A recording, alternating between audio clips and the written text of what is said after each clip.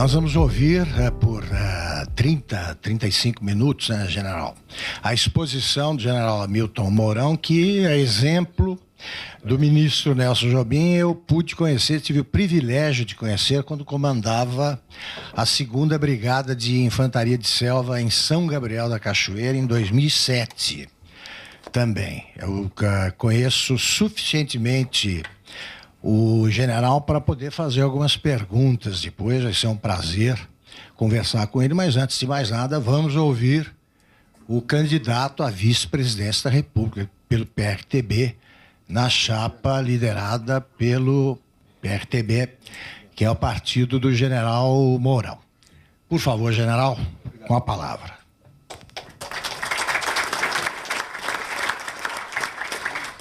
Senhoras e senhores, é um prazer muito grande poder me dirigir a esse grupo, encontrar aqui também meu companheiro de brigada paraquedista, Coronel Eldo, precede.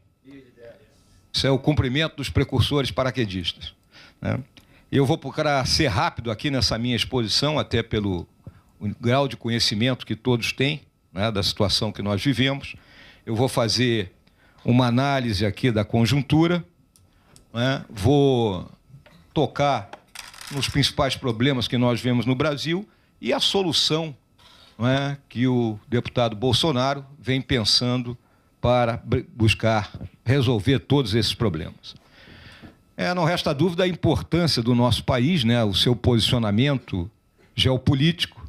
E aí a primeira coisa que eu gostaria de apontar para todos é essa questão de fronteira. Nós temos praticamente 16 mil quilômetros de fronteiras com 9 países diferentes. E toda hora nós vemos aquele comentário: pô, a fronteira tem que ser guarnecida, a fronteira tem que ser bloqueada. Não é fácil, senhoras e senhores. E eu cito o exemplo aí do irmão do Norte, que ele faz fronteira apenas com 2 países. Um é o Canadá e o outro é o México. O Canadá não é problema, né? E o México, a fronteira dos Estados Unidos com o México é pouco maior da fronteira que eu guarnecia lá em São Gabriel da Cachoeira, e eles têm toda aquela dificuldade em controlar isso. E esse mundo está aí. Costuma-se dizer, a gente olha, não existe nenhuma grande civilização ao sul do Equador. As grandes potências estão ao norte. Eu ainda espero que o Brasil seja a grande potência realmente, cumprindo seu destino manifesto, localizado ao sul do Equador. Eu lembro que a experiência do Homo sapiens na Terra começou há 70 mil anos atrás, quando a nossa espécie, inclusive mulheres sapiens também, não esqueçam disso, hein? A nossa espécie saiu do leste da África e foi, não é, para o Oriente Médio, para a Europa. Lá encontrou os neandertais. Tem a teoria de que os neandertais foram assimilados. Eu acho que ainda existem alguns por aí, né? E 40 mil anos atrás tivemos aquela revolução cognitiva, né? Começamos a nos falar. 12 mil anos atrás, a revolução agrícola, que nos fixou. E há 500 anos iniciou essa revolução tecnológica que nos aflige. Costuma-se dizer que se um camponês ibérico tivesse hibernado no ano 1000 e acordado no ano 1500, vendo a esquadra de Cabral partir, ele não notaria grandes diferenças.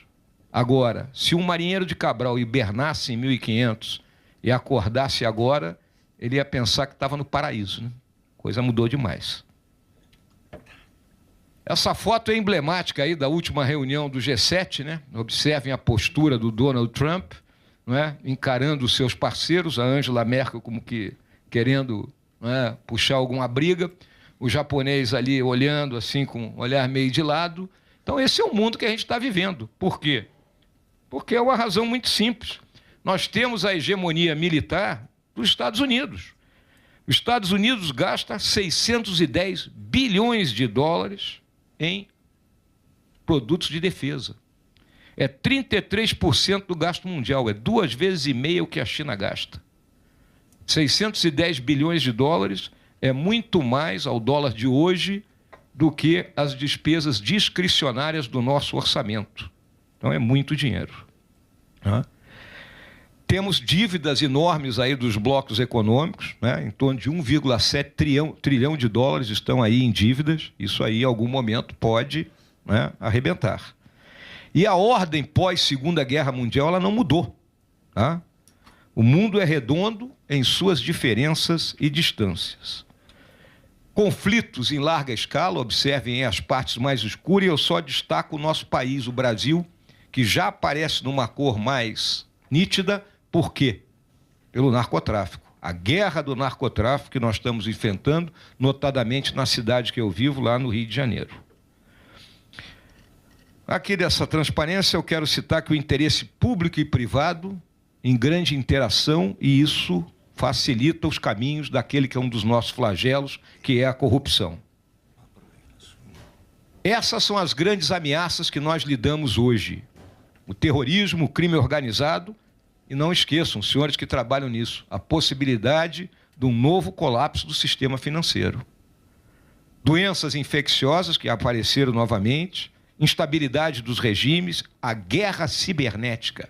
Existe um romance muito interessante escrito pelo William Patterson e o William Clinton, chamado O Presidente Desapareceu, The President is Missing. Quem não leu, leia, porque aquilo é uma premonição do que a guerra cibernética poderá nos levar. Eu recordo aqui o seguinte, há muitos anos atrás, um romancista que escrevia Diário de Defesa, que era o Tom Clancy, escreveu um livro onde um terrorista árabe jogava uma aeronave em cima do Capitólio e matava praticamente toda a cúpula americana, igual aquela série que tem aí, o Designated Survivor. Anos depois, os terroristas jogaram uma aeronave nas Torres Gêmeas. Então, é uma possibilidade. Os nossos políticos hoje eles são escravos, né, do marketing. E aqueles conceitos, na minha visão, conceitos ultrapassados, conceitos do século XVIII, de esquerda e direita, advindos ainda da Revolução Francesa, esse pessoal está tudo abraçado numa coisa só, tudo na corrupção. As guerras de hoje, aqui no drogas, a principal guerra que nós enfrentamos é o flagelo da nossa juventude. Nós somos o segundo mercado consumidor, é um mercado muito grande, e o grande problema aqui qual é? Que as quadrilhas, né, que exploram isso aí se degladiam a tiro de fuzil. Porque a droga se vende em tudo que é lugar do mundo. O cara está lá com a mochilinha dele, vende a droga dele, mas ninguém está se dando tiro uns nos outros. Essa é a diferença do que ocorre aqui. E uma coisa que eu chamo a atenção são as guerras climáticas. Essa será a grande guerra agora do século XXI. Eu tenho, antes de passar para a reserva, alertei sempre os meus subordinados que nós íamos matar e morrer pelo clima. Aguardem isso aí. A nossa América do Sul é um condomínio de países periféricos, né? Então aí eles, pouca importância no cenário mundial, né? Ainda temos ideários obsoletos e tem gente ainda que culpa espanhóis e portugueses pelos problemas que nós enfrentamos. E aqui eu vou me parar um pouquinho no caso da Venezuela, que chama a atenção de todos. Eu tive a oportunidade de viver 2 anos na Venezuela como adido militar e assisti o início desse processo. Então muita gente fala aqui, não, o Brasil vai virar uma Venezuela. Volta e meia nós ouvimos isso. Não, nós não vamos virar uma Venezuela por uma razão muito simples. As nossas Forças Armadas não estão cooptadas para nenhum projeto de poder nem de caráter ideológico. É a diferença da Venezuela. As Forças Armadas venezuelanas foram cooptadas, não é? O Hugo Chávez, quando assumiu, ele vinha com um trabalho feito por um argentino chamado Norberto Ceresoli, que escreveu uma doutrina para ele com uma trilogia, era Exército, Caudilho e Povo. Ou seja, o Exército como garantidor da força, ele, o grande caudilho, gerenciando tudo, e o povo sendo abastecido pelo dinheiro do petróleo, as chamadas missões, né? Se compararem com o que nós vivemos aí algum tempo atrás, apenas um ponto dessa equação ficou de fora, que era o Exército.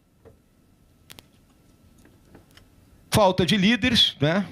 E dependemos muito das exportações de itens primários de pequeno valor agregado, né? São questões terríveis aí dos impostos que nos assolam. Eu estava lendo que se fez a hidrelétrica de Tucuruí, né? Para que no Maranhão, no Pará, temos a extração da bauxita e no Maranhão se fizesse o alumínio. O governo do Maranhão aumentou o ICMS boçalmente, as indústrias de alumínio foram embora, a bauxita agora é enviada em estado puro para fora e nós compramos o alumínio de volta. Esse é o custo Brasil.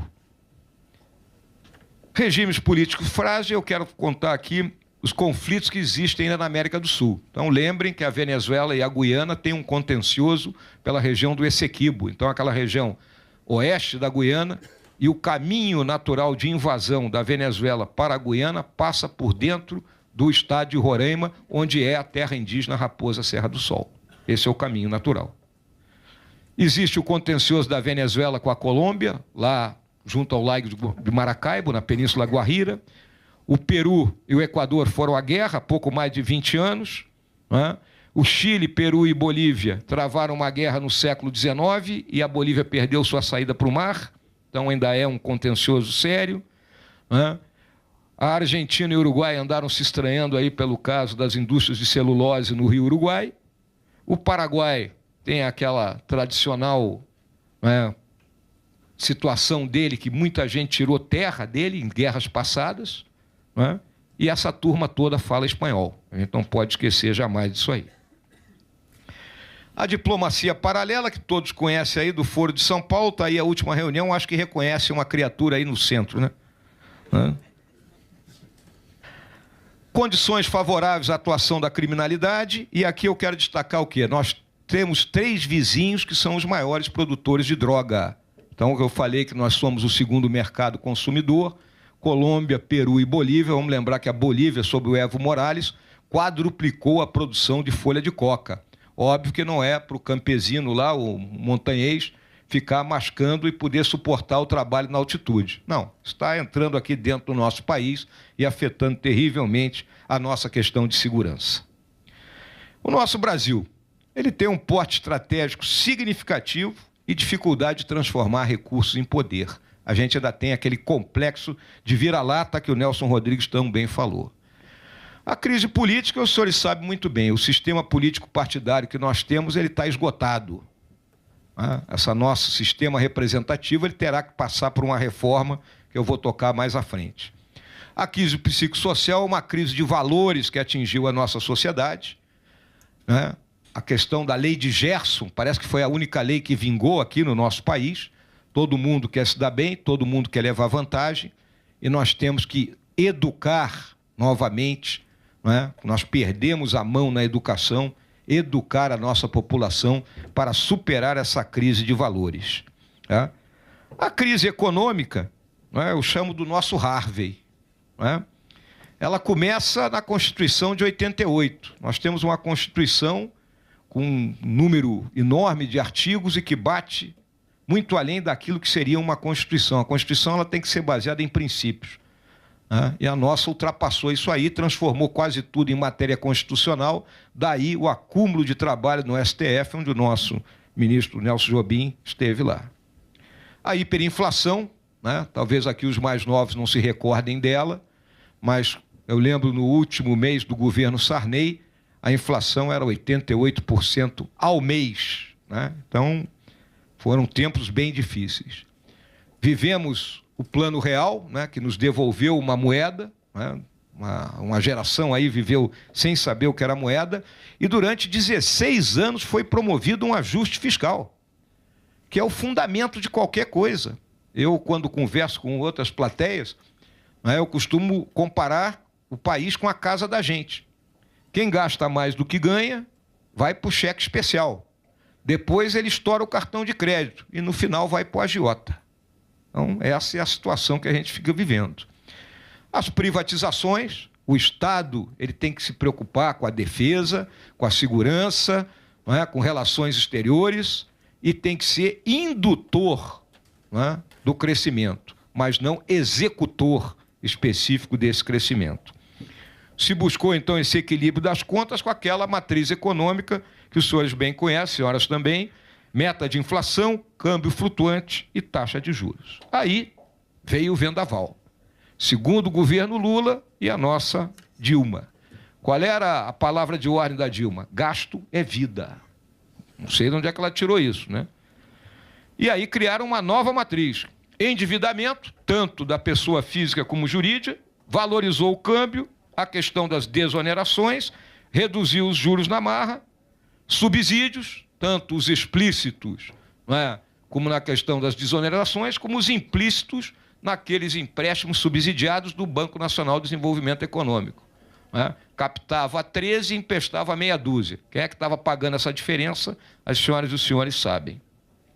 A contabilidade criativa do Arno Agostinho, gerando o atraso nos pagamentos e que depois levou ao próprio impeachment da presidência, e o uso dos bancos estatais. Aliás, outro dia eu li um assunto que a melhor maneira de quebrar um banco é possuir ele, né? O cara que é dono do banco, viu, pode quebrar o banco. E o que a gente viu naqueles bancos estatais que nós tínhamos aqui nos diferentes estados do Brasil, né? Todos eles quebraram, porque os governadores os utilizavam como recurso próprio. Déficit fiscal, aumento da dívida pública, as pedaladas, aí está aí o resultado primário. É a situação que nós estamos vivendo, de 2014 para cá. Então, nós estamos aí no 5º ano de déficit. Então, é uma situação difícil para qualquer governo que assumir a partir de 1º de janeiro de 2019. Ele tem que encarar isso aí de frente. Não adianta, eu fico olhando determinados candidatos prometendo, né? Vão tirar leite das paredes, vão distribuir mel, né? O cara do SPC, tem tudo aí. Pô, né? Aí veio o novo regime fiscal, né? Que é a emenda constitucional 102. 102, hein, minha gente? A Constituição tem 30 anos e 102 emendas. A dos Estados Unidos eu acho que tem 27, se eu não me engano. Muito bem, a despesa do ano de 2019 ela será corrigida, o orçamento foi corrigido pela inflação de julho de 2017 a junho desse ano. Mas na vida real, o que acontece? Por determinação constitucional, as despesas com previdência, pessoal e benefícios crescem acima da inflação. Resultado disso aí é a pizza. Não é? O orçamento é uma pizza. Não é? Se despesas com o pessoal vão crescer, elas vão comprimir o quê? Saúde, educação, defesa. Não tem como, porque a pizza só pode crescer 4,5%. Se uma fatia dela cresce mais. Então essa é a situação. Se nada for feito, em 2022, as despesas obrigatórias serão maiores que o orçamento da União. Então, qualquer governo que entrar ano que vem, tem um touro aí para agarrar a unha. Não tem saída. Eu me valho mais uma vez do Roberto Campos. A diferença entre a estupidez e a inteligência é que a inteligência é limitada. Temos os nossos nichos de pobreza, os excluídos, e aqui eu chamo a atenção para essa questão dos excluídos. As pessoas que vivem nas comunidades carentes, nas favelas, eles não são totalmente pobres. Quem entrar lá dentro vai ver que a casa tem televisão de tela plana, tem ar-condicionado, né, tem geladeira, o pessoal tem piscina de plástico para botar na laje, mas o Estado não chega lá. O Estado não provê segurança, o Estado não provê saúde, o Estado não provê educação, o Estado não provê luz, né? O Estado não tem rede de esgoto lá. Então, por isso que eles são excluídos e é o território livre para as quadrilhas do narcotráfico que já viraram uma guerrilha. A nossa infraestrutura logística, as senhoras e senhores têm consciência, vimos aí nessa greve dos caminhoneiros essa grave deficiência que nós temos, né? Dependemos ainda de tecnologias externas, né? Defesa e segurança ainda são assuntos, né, tabus. E aqui, ó, 2 grandes grupos de atores à margem da lei. Aqueles abrigados em áreas e segmentos carentes, a bandidagem que rouba celular, que rouba carro, que dá tiro no meio da rua, e a turma do colarinho branco, que nos rouba bastante, né, desviando os recursos que são arrecadados aí pela União. O Estado, politicamente partidarizado, aparelhado, não vou nem falar dos índices de corrupção, mas o aparelhamento do Estado é uma realidade. Então, qualquer governo que assumir terá que desmantelar o aparelhamento que foi feito no Estado brasileiro.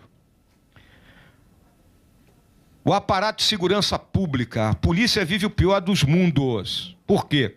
Se a polícia combate efetivamente, né, essa guerrilha que é o narcotráfico e suas ramificações, ela é acusada pelos grupos de direitos humanos de ser truculenta.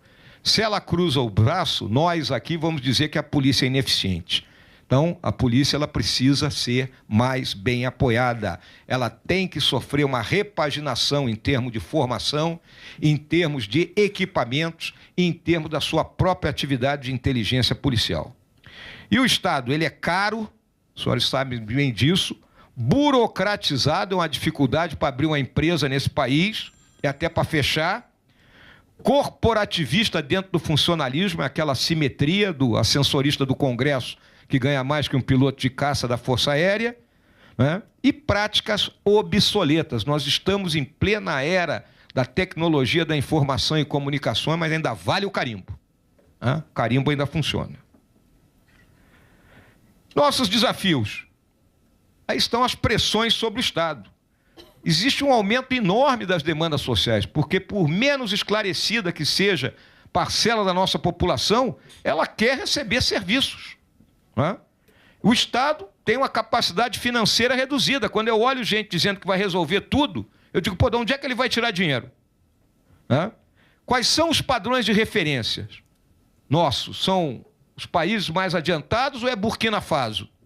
Todo mundo quer serviços padrão Europa, Estados Unidos. O cidadão cliente não aguenta mais ser espolhado. Ele quer chegar numa repartição pública e ser bem atendido.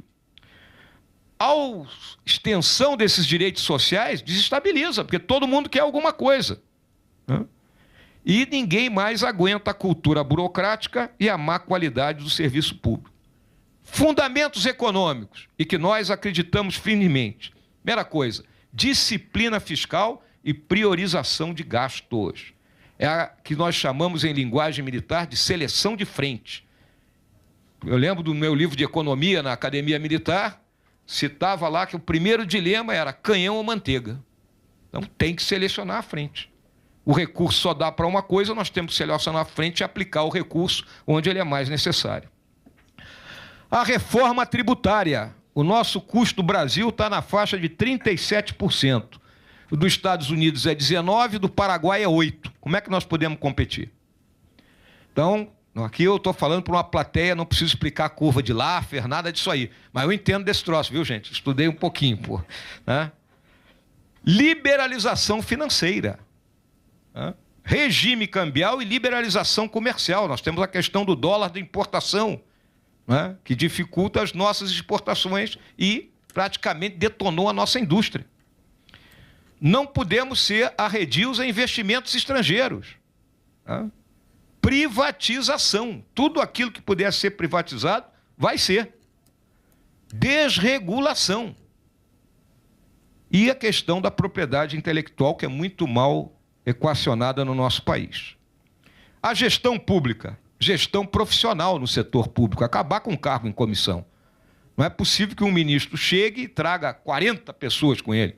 Ele pode trazer 3, 4 ali, auxiliares de confiança e acabou. E os funcionários públicos de carreira, ascendendo pelo mérito, ocuparão os seus espaços. Padrões explícitos e medida de desempenho. A gente não gosta de ser medido. Isso é uma questão do brasileiro. O brasileiro não gosta de ser avaliado. Isso dentro da instituição que eu servi 46 anos, sempre foi um problema. Cada vez que você emitiu o conceito de um militar, o cara dava sério, sempre se achava mais, né? E aí havia sempre aquela tendência à leniência, né? Eu, como comandante, tinha que chamar alguns avaliadores e dizer, vem cá, meu amigo, você deu 10 no sujeito de cabo a rabo aqui, pô. Esse cara é Deus, né? Pô, é quase isso. ênfase na satisfação do cidadão e na qualidade do serviço. Então, o cidadão é o cara que nós temos que atender. Delegação de autoridade e competição. Essa palavra competição parece que tem que ser banida. Não. Tem que haver a competição, porque só dentro da competição que nós vamos ir para frente. Disciplina e parcimônia no uso dos recursos, ou seja, austeridade. O governo tem que passar austeridade. Para dar o exemplo. E é aqui que eu falo, extenso uso das novas tecnologias de informação e comunicações. É o governo virtual, é virtualização dos serviços. Nós podemos, hoje, para as senhoras e senhores terem uma ideia, nós temos 90 mil antenas de celulares no Brasil. Isso não é nada. Por isso que a gente anda na estrada e não consegue cobertura nenhuma. Agora, isso não foi cobrado das teles quando né, instalado, não tem uma cobrança nesse sentido. A China tem 1 milhão de antenas de celular instalado. Então nós temos que expandir isso. Todo mundo tem telefone, né? A partir daí, o governo pode economizar. Por que eu tenho que fazer propaganda na televisão se eu posso mandar uma mensagenzinha para todo mundo e todo mundo vai receber uma mensagem sobre determinado assunto? Eu posso aí operar na saúde, na educação, na defesa e na segurança pública, diminuindo custos. Padrões de governança. O Estado é entendido como um organismo plural. As políticas públicas têm que ser bem especificadas, ou seja, aquele princípio da publicidade. E aí a interação com a sociedade pelo uso das redes. E relações baseadas na confiança e em contratos. Isso é fundamental na atividade que as senhoras e os senhores desenvolvem. Confiança é algo fundamental mesmo, porque começa dentro da casa da gente, no casamento. Se eu não tenho confiança na minha mulher, eu não vou casar, ou vou me divorciar, senão é uma relação de confiança. E aqui nós temos esse problema, porque olha aqui, ó, desde a Constituição de 88, foram editadas 23 leis federais por dia, não é? Por ano. 103 emendas, 103 leis complementares, e aí vai. Esse catatal todo dá mais de 5 milhões de páginas, que é o paraíso dos advogados, né? Eles gostam. Eu tenho uma filha que é advogada, ela fica satisfeita, pô. Efeitos paradoxais. Qual lei que está valendo? Então, controvérsia o tempo todo. Praticamente 96% da legislação produzida foi modificada. Então, esse é o ambiente que a gente trabalha. E essa incerteza para o futuro afeta os contratos. E é isso que a gente tem que ter. Nós temos que ter a certeza que se eu fizer um contrato de 30 anos, ele vai ser efetivamente cumprido. Principalmente quando se quer trabalhar em termos de parceria público-privada. O privado não vai entrar sabendo que ele vai perder. Ele tem que ter um ganho. Concluindo, o que significa isso tudo? Como é que a gente vai esperar? Reforma tributária. Não há como nós continuarmos com essa carga de impostos. Então a visão é muito clara. Nós temos que ganhar mais com menos. Ou seja, o que significa ganhar mais com menos? Aumentar a base de pagamento e todo mundo pagando um imposto menor. Então todos irão pagar, mas pagar menos e o Estado continuará a ter a sua renda. A reforma fiscal. Então, por que o recurso tem que estar todo ele centralizado em Brasília? Por que o prefeito lá de Santa Maria, não é, ministro, tem que sair de Santa Maria para pedir uma ambulância em Brasília? Ele tem que ter o dinheiro na mão dele, pô.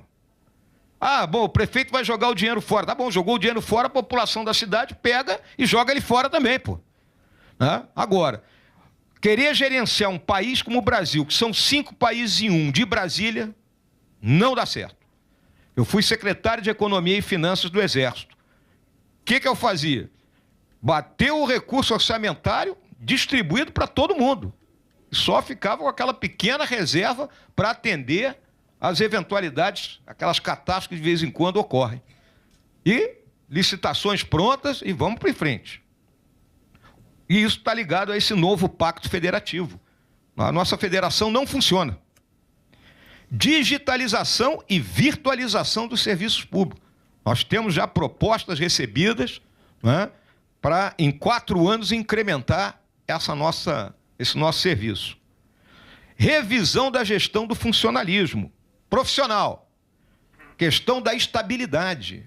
Não é possível que o camarada faz um concurso e, a partir daí, ele não pode ser mais avaliado, não pode mais ser mandado embora, se ele não está produzindo.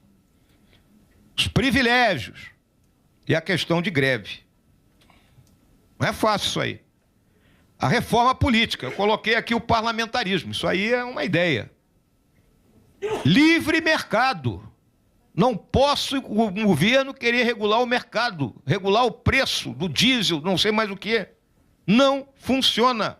Todos os lugares onde experiências dessa natureza ocorreram deram errado. Impulsionar as exportações. Educar os brasileiros. A educação será prioridade nossa. Hoje, 70% do recurso da educação vai para o nível superior e 30% só para a educação básica. Tem que inverter essa curva. Nós precisamos da educação básica. E, a partir daí, a gente resgata a cidadania. E com isso, credibilidade do Estado, confiança dos governados no governante, que o governante é austero, é honesto, tem eficiência na sua gestão, e resgatando com isso a virtude da política, política com P maiúsculo, e jamais abandonar a defesa da democracia, que por pior que seja, é o melhor dos regimes, e a nossa liberdade. A política com P maiúsculo não pode permitir isso aí, ó. Como dizia Aristóteles, o homem é por natureza um animal político que, quando aperfeiçoado, é o melhor de tudo. Entretanto, separado do direito e da justiça, torna-se o pior. Esse alerta é dirigido para o homem civilizado, pois é precisamente onde encontramos os que, desprezando a virtude, usarão de todos os artifícios e vantagens da política e do poder político para a consumação dos vícios mais degradantes. Finalmente, lhes deixo uma lei da guerra na selva, porque, uma vez eleitos, não há dúvida que teremos que suportar desconforto e fadiga sem nos queixarmos e sermos moderados nas nossas necessidades para poder colocar o Brasil nos eixos. Era isso que eu gostaria de transmitir a todos.